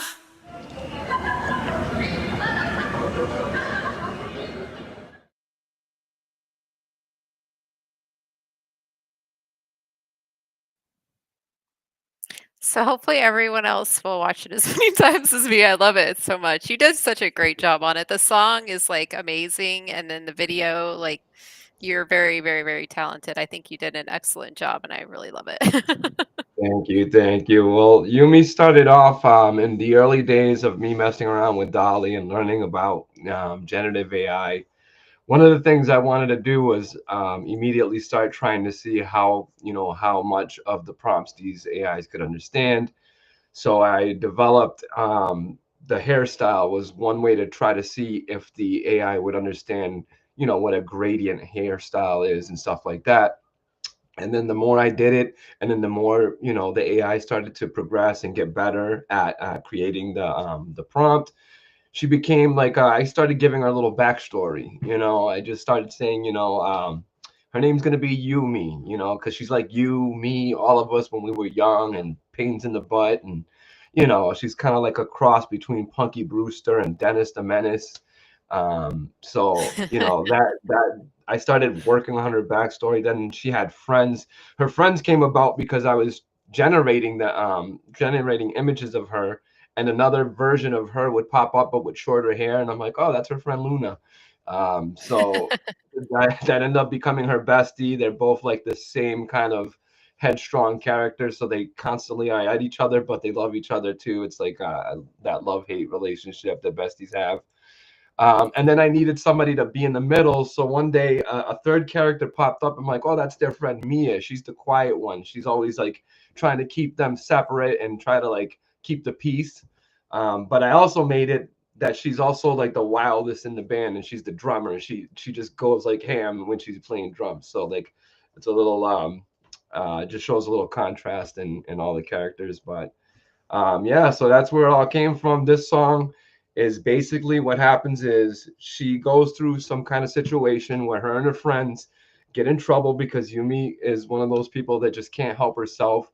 And her friends finally get tired of it. And she's like, fine, I don't need you guys. So then she made that song, a song called Missing Me. And it's basically saying, like, I don't need you guys. I could do this on my own and this and this and that. And then stuff hits the fan. They end up going through this big thing, and Yumi needs her friends to be able to try to overcome this big challenge. And she starts to realize that she did something, that she kind of pushed her friends away when she needed them the most. So that song is called The Reckoning. And then this one was basically she finally makes up to them, makes up with them, and she just sees them for who they are, and knows that she needs to have them. She's not herself without her two best friends. And it's not just about her two friends from Who Cares, but it's also the grandmother. And as you see that I put like a little fake rest in peace thing there for her grandfather. All of these things help influence like the song. When I start to prompt and write the lyrics, I try to make it fit the story. So I'm glad you guys liked it. Yeah, for sure. I think you did a great job of blending both, like you said, the storylines there, and then also just again, when we were kind of talking about how we all grew up in that world of like Punky Brewster and friendships, we were all out playing together and being annoying, and like always had the friend who wanted to get you into all sorts of antics and that kind of thing. And that was a lot of fun. I Yep. think maybe, hopefully, kids still have those kind of friendships, but it seems like they're kind of more like, I don't know, online and not really out there playing together like that anymore. So maybe we can bring it back because, yeah, I like that a lot. Yeah, yeah. So I'm gonna, like I said, I'm gonna be focusing more on the Spider Gates. For those of you guys who don't know, Spider Gates is a cemetery located here in Massachusetts. It's been known as a haunted, one of the haunted places of Massachusetts. They call it the eighth gate to hell. I had visited it one day. and went to check it out. It's a really small, quaint Quaker cemetery. There's really nothing infamous about it. It was just an old cemetery, and the Quaker group that was basically maintaining those grounds moved to Worcester, Mass, and they ended up closing off the road and everything. And people started calling it Spider Gates because on the front there's these two wrought iron gates that are supposed to be sun rays, because this place was called a friend's place at one point. And but people thought they were spider webs, and so they started calling it the Spider Gates. And then the story started, and then someone saw an old tire swing that the rope from an old tire swing, and it was some boy in the 80s was hung there and by this satanic cult, and that never happened, and a lot of the stories they tell about it didn't really happen. So when the pandemic hit, I said to myself, well, I don't really do the music thing anymore. I used to do a lot of improv, so it's not like I have like, albums of stuff that I perform. I used to just make it up as I went. That was my thing. And but my first love was really just the movies. I used to love watching HBO when they would put the behind the scenes to certain movies to see how they made them. One of the big things I used to love was just listening to the directors and how they're, telling their story or basically bringing this story to life. And so I'm like, I want to do that. So anyhow, I decided to learn more about filmmaking. So everything from just what kind of camera to use, how to use the camera, what kind of software I'm going to need. But the biggest thing was, the storytelling part of it. And because I'm a MC at heart, and I used to write stories before I even started doing music, that was one of the things that I wanted to focus on, and have some kind of message or meaning. Because when I did hip hop, I wasn't talking about gold, guns, gats, girls, all that stuff. I was, trying to be more on a conscious, level, where I was trying to speak to people about the things that I grew up through. You know what I mean? I grew up in a small town in Fitchburg. My dad was in and out of our lives, and when he was there, he wasn't like the best person. We never had a lot of money. So I basically found ways to kind of entertain myself and my brother. It all started when he wanted Transformers so bad that I just took a piece of paper, and then I said to myself, I have to draw a robot, but the robot has to turn into like a car. So how do I do this? And so I ended up creating these little Transformer characters for him. And from there, I just learned how to use what I have, and we only allow ourselves, we only are bored when we allow ourselves to be bored. We have the ability to just create stuff out of nothing. You don't even need any money. I haven't had to use any money to make any of the stuff that I have. And that's what I want to put out with my tutorials, just let people know. And then that's kind of what led me into the AI and to being able to learn 3D and VFX, was that I didn't have money, but I found free ways to do stuff. And I started using, whatever knowledge I had of computers, and then, doing tutorials and learning as much as I can about different aspects of, creating stories using both 3D and AI. And now you can actually combine them. And so that's why I'm starting to show people how to do that, learning how to motion track your AI generated scene so that you can put a 3D object in there, learning how to cut your 3D character, remove the background, and then drop that in as a plate inside of the 3D world. This way you can keep a consistent 3D world, which is what I'm going to do with Spider Gates. I'm going to basically photo scan the cemetery that's right here in Fitchburg. It's an old cemetery from like the 1700s. It sits right on a big, big hill, oversees the whole city. So it's much bigger than the real Spider Gate. So I'm going to use that as one of the locations, and any other locations I need, I'm going to generate with the AI, and then use Blender to create like a 3D version of it, and then drop that into Unreal Engine. And from there, I'll build out the world where all these characters are going to live. I think it's just a really great way to keep everything consistent. I know everybody's always fighting for that. I've been fighting for consistency with characters since the very beginning of AI. And we're there now, but there's still stuff that I think that by learning some of this, basic 3D stuff, it will help to, to keep things in line. And you don't really have to learn the whole program in order to do some of the stuff that I do. So I think that's what I want to do with my tutorials, is show people that you don't have to be a 3D whiz. As long as you follow the steps that I can show you guys, it's actually pretty easy. It's like putting Legos together, you know. And once you know how to do it, it's like the sky's the limit. You're only limited by your imagination at that point. Completely. And you've got a Yeah, I great think brand. it's really incredible. Oh, go ahead, No, Lance. no. Be hush up. Yep. Go on. Oh, me? I thought you had a question. No, Lance. I think he was going to ask you a question. Go ahead, bud.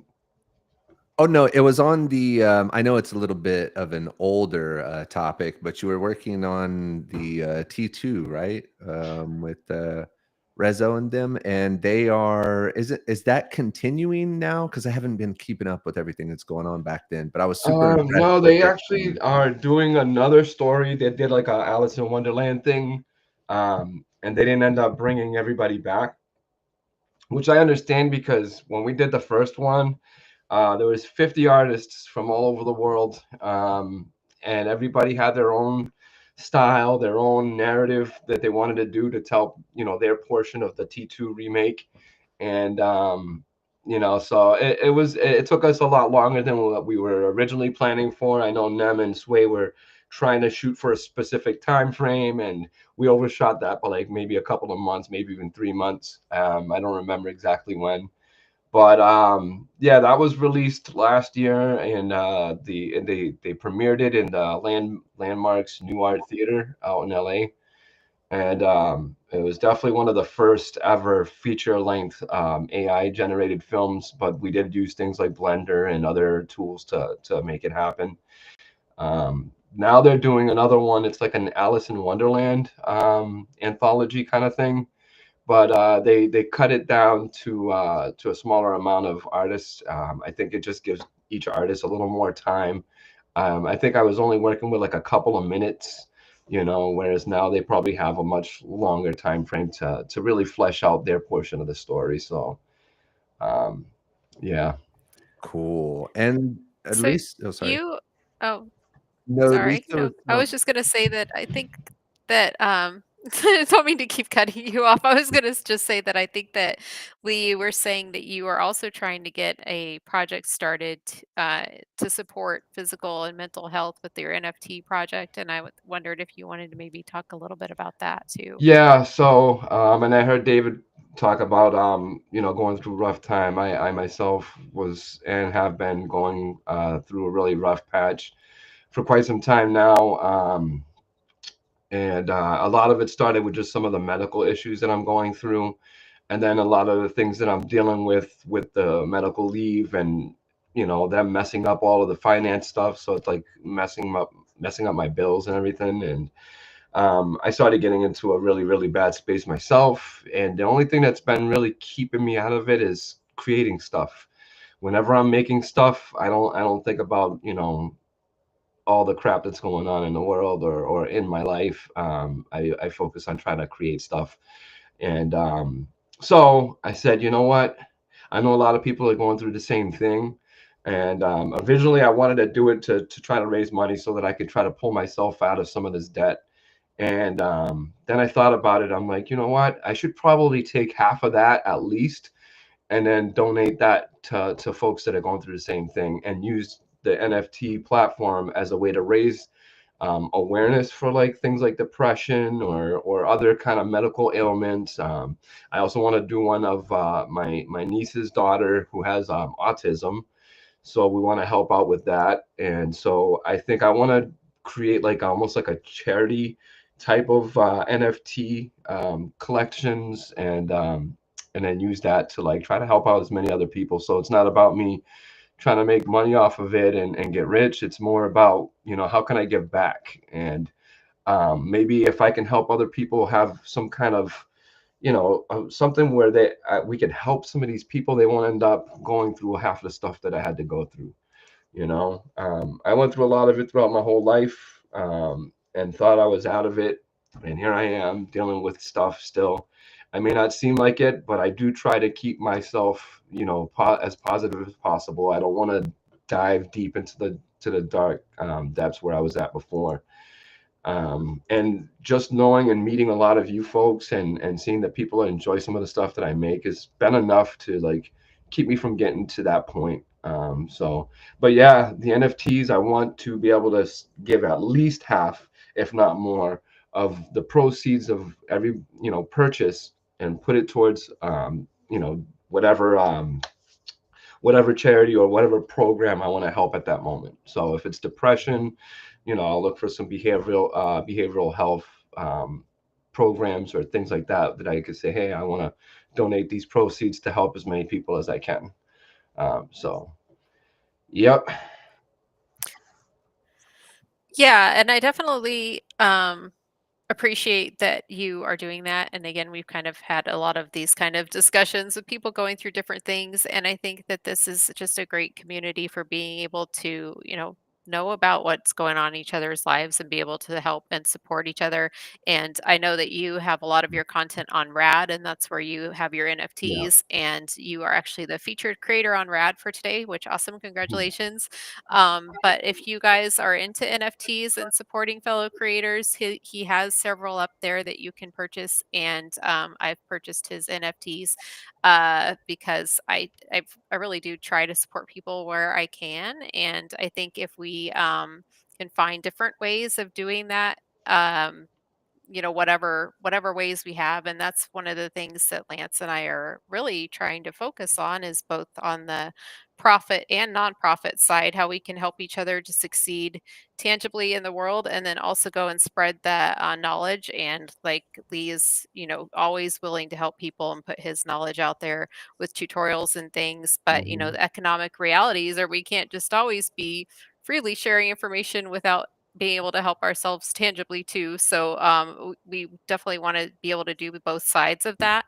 And I think in our circles here, when we have the ability to help each other out and support each other, it really just is reciprocal, because somebody will be there to support you and your life as well. And I definitely appreciate everything you're putting out in the world. And like, I know that you've been going through a lot of difficult times. I wish there was more that we could do to help you, but definitely appreciate that you're here doing it every day and putting yourself out there. I know it's going to come back to you eventually, Mhm. and we're definitely all here to support you. And I really appreciate you coming on here today, because if you guys don't follow him, please do. But he's always just a wealth of knowledge and putting out cool stuff all the time. And it was really, really, really great that you came back today. No problem, no problem. I appreciate it. I did want to drop one more other thing. Speaking of like the charity, I've been tasked and been given a job to work on the Spider Story.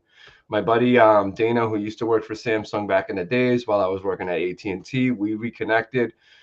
He's been good friends with the Wahlberg family from out here in Boston. So obviously you guys know who Marky Mark is, and so he's really good friends with him, and also has been involved with the Boston Film Festival.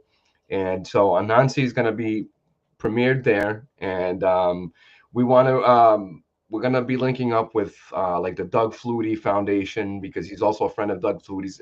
This guy knows everybody. I don't know how he does it, but he knows all these people. And so we got Lenny Clark that's gonna be involved. If you guys know the comedian Lenny Clark, so he's gonna be one of the characters. And what we're doing is we're bringing on a autistic girl who's going to be doing some singing. We want to bring in some other folks that maybe are having, some kind of health issues or whatever, and we want to use the proceeds from that to be able to help some of these charities like the Flutie Foundation and the foundations for autism. So again, we want to be able to use this art, to help as many people as we can. I feel that that's what that's where art is its best, is when it's enlightening people and it's enriching people's lives, and helping others, at the end of the day. So yeah, so I hope for any of you guys out there that work with 3D or work with AI, have been working with AI for a long time, that are interested, we are going to be hiring some folks. So this is a legitimate job, a legitimate gig, and I'm going to be doing some of the interviews, and then Dana will do some interviews as well. So if you're interested, just put together a highlight reel. Let us see some of your work. And yeah, I'd be happy to bring some people on and maybe get their names out there, get your names known. Awesome. Great. Well, thank you again very much for coming back today, and it was great to talk to you. Everybody, please follow him. Thank you, guys. Great. Thank you very much. Thanks, Styles. And then it looks like you Mojo. got Mojo back. We got the mojo back. All right. Got your mojo working, baby. Awesome. What you got? Okay, you ready?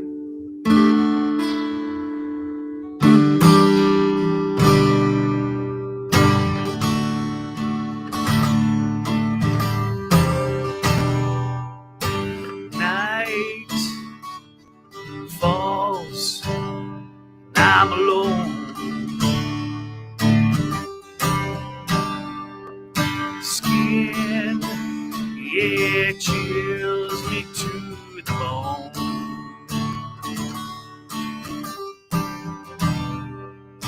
You turned and you ran, yeah, and you slipped right from my hand.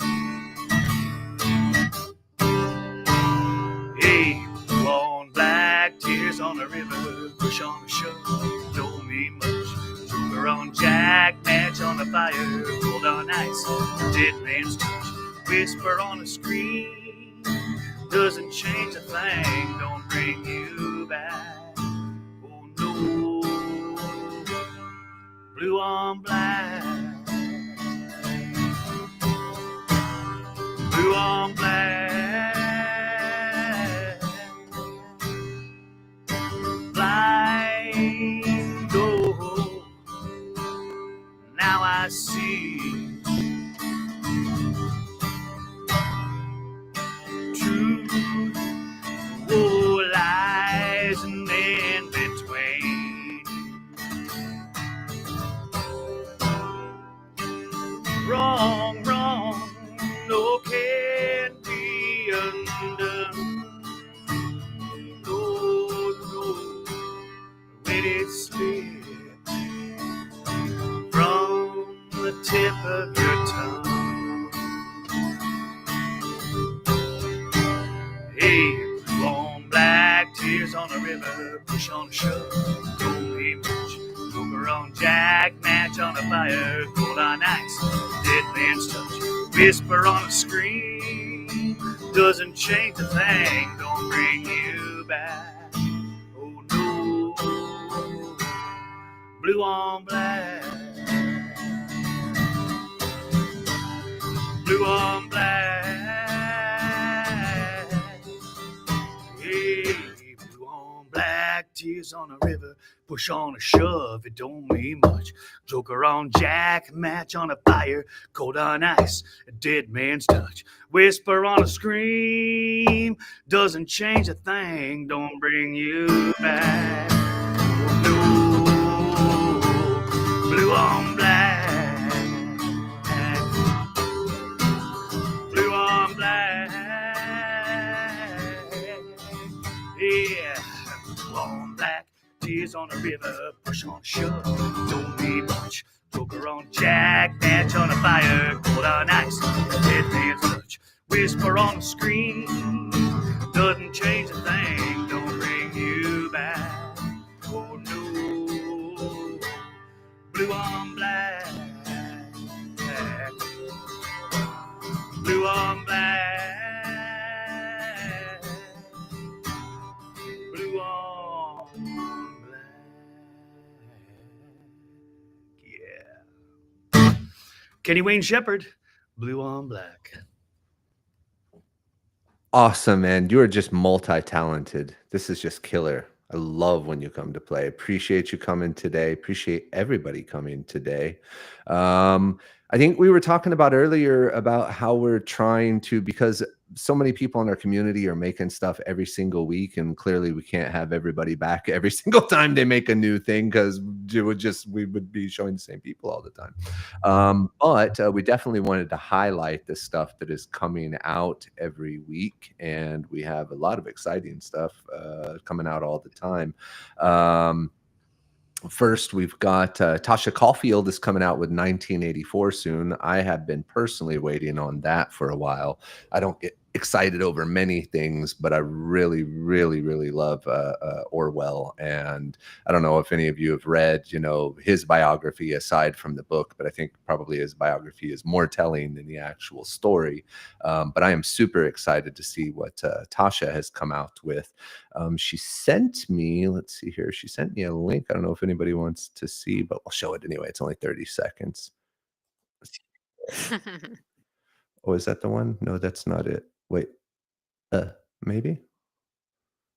Maybe. Let's try. Let's see here, because it's something new here. She's got a different way of there. Wait, is that it? Yes, there it is. Let's see if it works. We didn't ought to have trusted him. I said so, Ma, didn't I? That's what come of trusting him. I said so all along. We didn't ought to have trusted the buggers.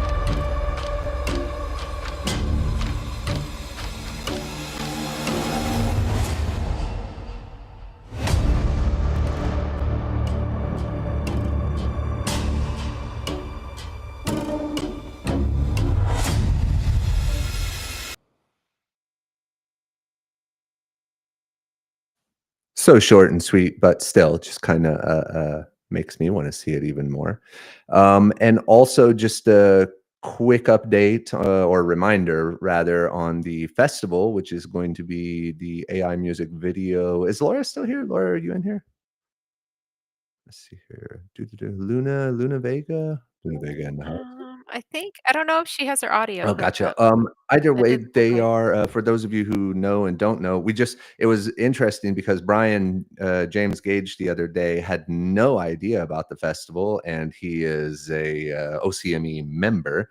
So it was odd that our own members didn't know about the festival. So let me repeat, there is a festival, the AI Music Video Festival. Hold on, let me throw it up on the screen here real quick.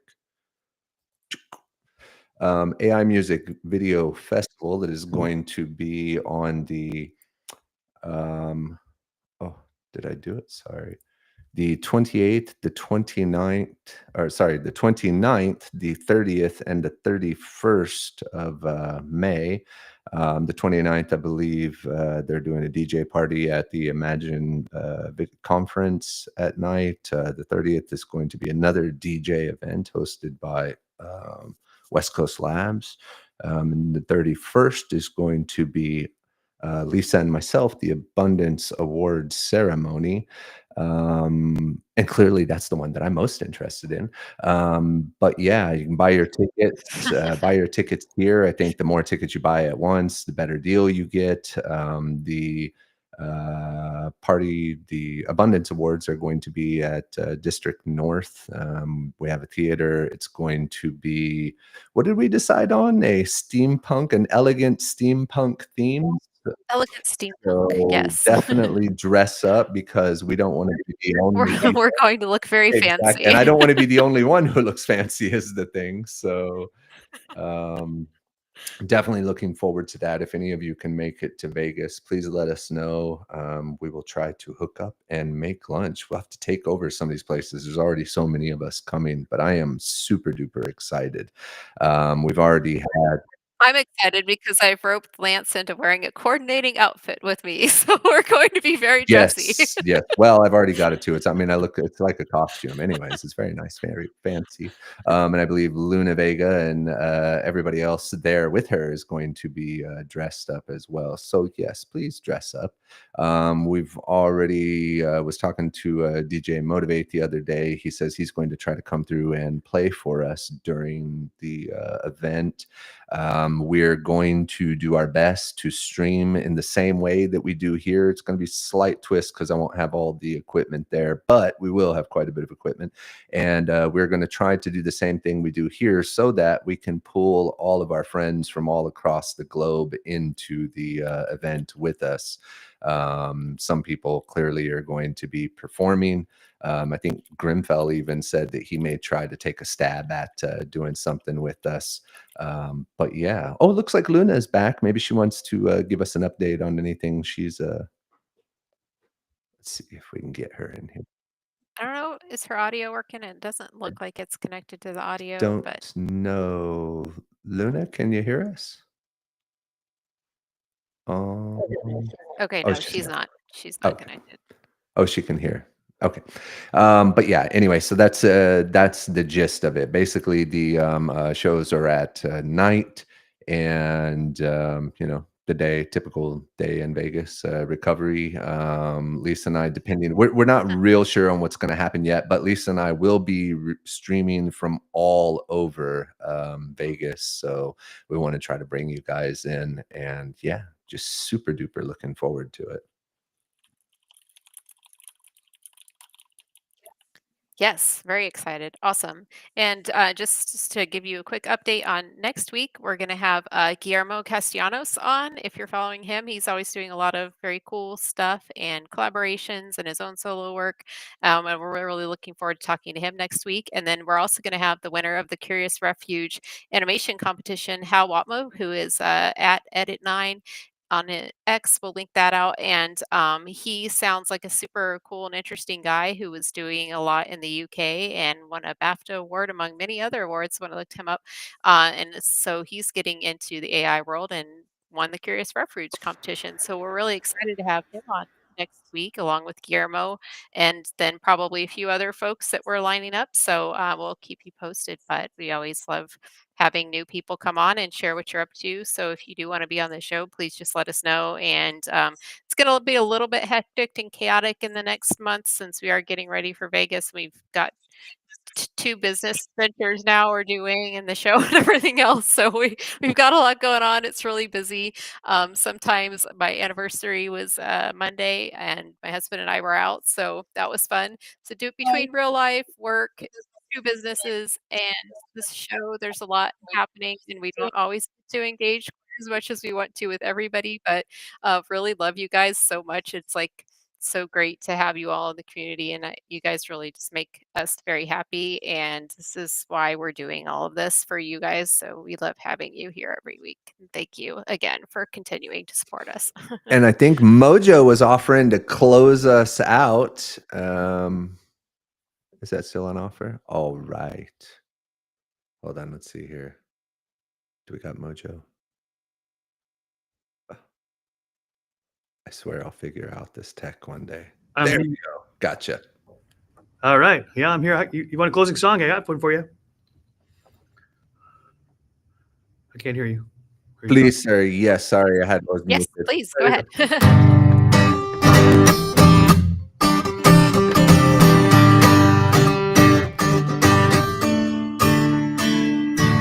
Sometimes in our lives, we all have pain. We all have sorrow. But if we are wise, we know that there's always tomorrow. Lean on me when you're not strong, and I'll be your friend. I'll help you carry on. It won't be long till I'm gonna need somebody to lean on. Please swallow your pride if I have things you need to borrow. For no one can fill those of your needs that you won't make show. You just call on your brother when you need a hand. We all need somebody to lean on. I just might have a problem that you'd understand. We all need somebody to lean on me when you're not strong, and I'll be your friend. I'll help you carry on, for it won't be long till I'm gonna need somebody to lean on. Just call on me, sister, when you need a friend. We all need somebody to lean on. I just might have a problem that you'd understand. We all need somebody to lean on me when you're not strong. I'll be your friend. I'll be you carry on, for it won't be long till I'm gonna need somebody to lean on. Call me if you need a friend. Call me if you ever need a friend. I said, call me when you need a friend. Won't you call me? Call me. Call me. We will definitely call you, Mojo. Every single time. You might Awesome, get thank tired you. of me calling you, actually. Go ahead and unmute Got everybody. me on speed dial, baby. Got you on speed dial. Be careful. I'm collecting phone numbers. I've got everybody's phone number. I'm gonna call Grimfell too. He's gonna be like, bro, do you know what time it is? Like, come on, man. Feel the abundance. Feel it. I feel it. I feel it. Thanks to everybody. Awesome. Thank you all for Yeah. coming.